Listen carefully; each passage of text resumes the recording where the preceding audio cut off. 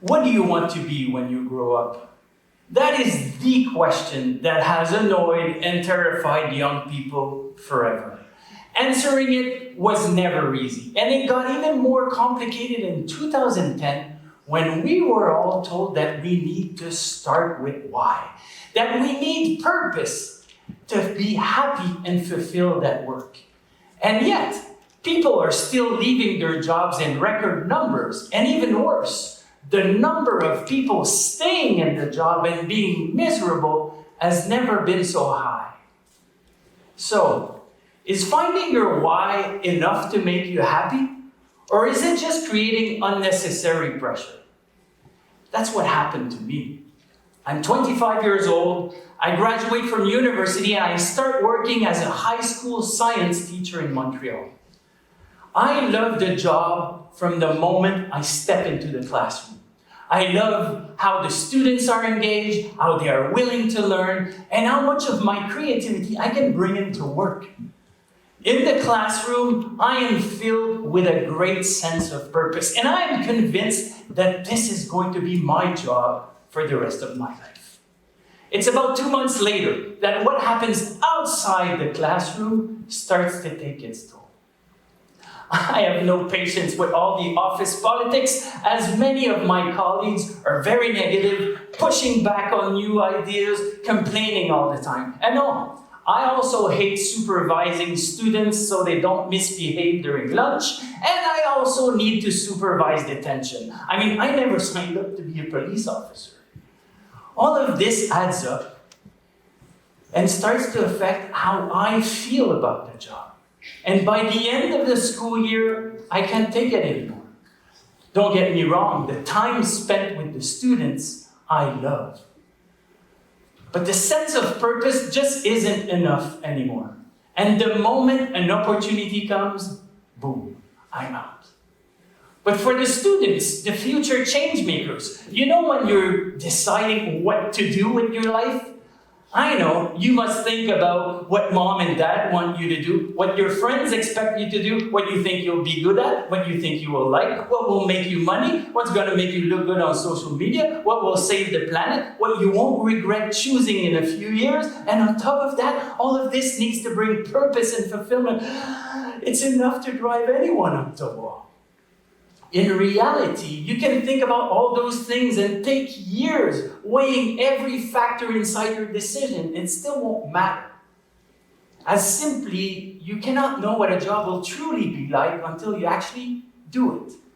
And even if you manage to find a career that is perfectly aligned with your why, when you start that job, there's a good chance your day-to-day will be filled with doing the basics, doing some boring tasks that are so linked to what you thought the job would be. You're going in to save the world and make it a better place, and you're in a 2-hour meeting deciding on the font size of the newsletter. Any talk of purpose in there will sound absurd. But with time, though, this will change.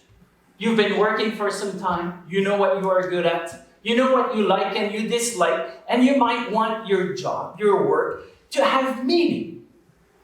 Your job where you spend most of your time to be more than just a job. So you'll start looking for a company that offers you that sense of mission, a feeling that you're making a difference in the world. And then you can finally say that you're starting with why. But if purpose is so important, why is it never mentioned as a reason when people leave a company? What truly matters is your relationship to your manager, your relationship to your colleagues, and how you fit with the culture of the organization. In finding a job you love, those are the things you need to watch for. And yet we spend so much time at work, it's no surprise. We want our work to have meaning. But purpose will not stop you from leaving the job. And more importantly, it will not make you love the job. Take my wife, for example, Stephanie. She's an optometrist, an eye doctor.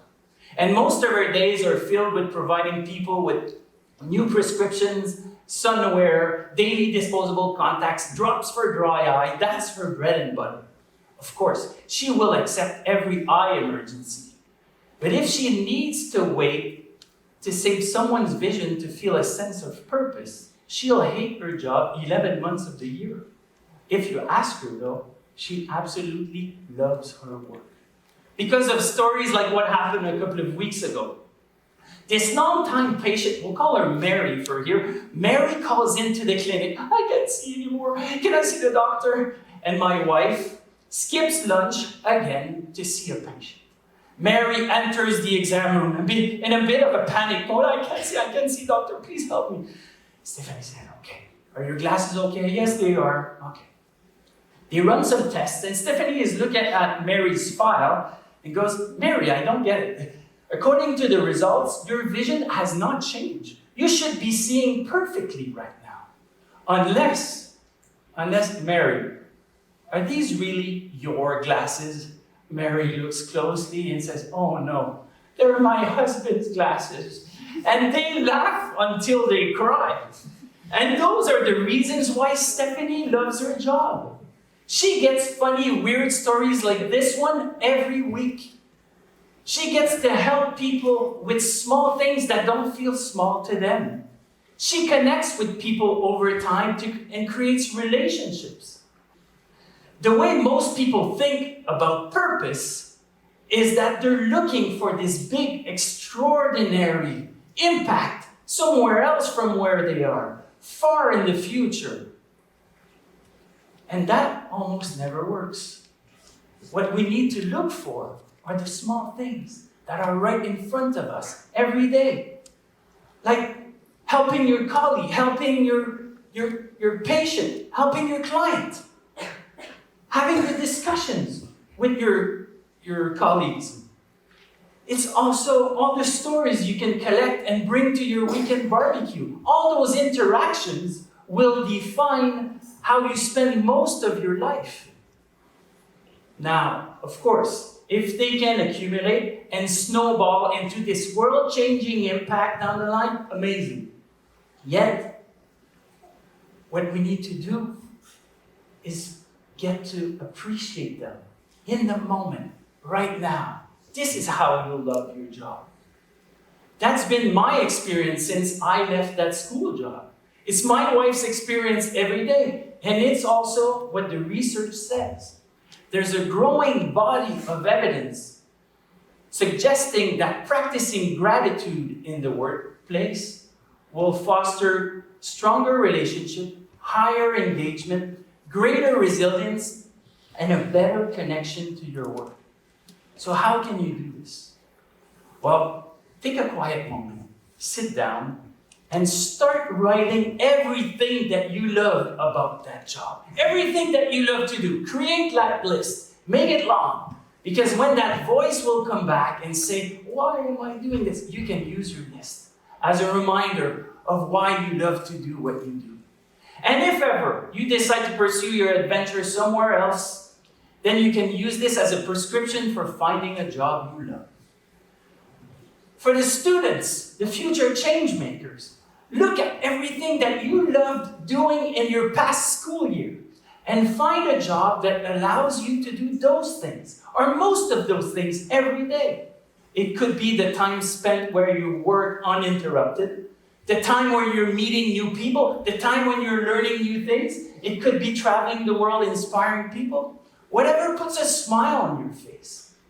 The more of these moments you can line up in your day-to-day, the easier it will be to love your job. Now, I'm not saying that a higher purpose, a higher why isn't needed. I'm not saying that any job is worth doing just because you enjoy it. By all means, serve someone else than yourself. What I'm saying is that purpose, as defined by most people, is not the only thing you need. And it might not be a good starting point for some of us. What do you want to be when you grow up was never a great question to answer. And being told, start with why, might not be the magic answer it's made out to be. Let's focus on how we do what we do. Why that puts a smile on your face. This is how you'll find happiness and fulfillment. Some will say find a job you love. I say you can also love the job you have. Thank you.